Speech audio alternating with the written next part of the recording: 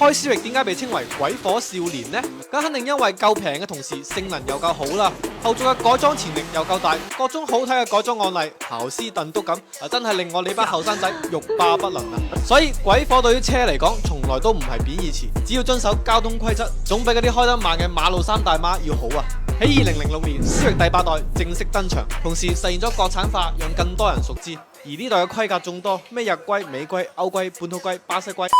所以喺外觀方面都有分支。日版同國際版嘅外觀相差唔大，但係喺歐洲卻擁有住完全唔一樣嘅外形，車身線條更加圓潤，睇上去似個鼠標。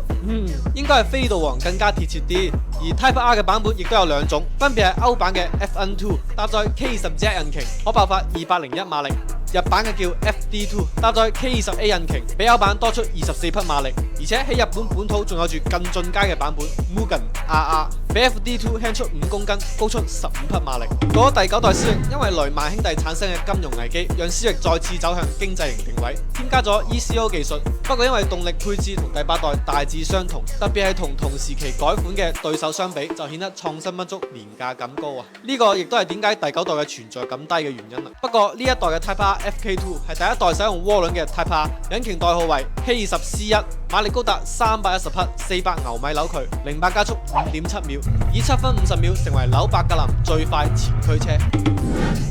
到咗第10代思域，終於唔搞差異化啦，外觀統一，擁有住更加運動激進嘅外觀，地球夢發動機嘅優秀動力表現，揭起咗思域嘅改裝熱潮。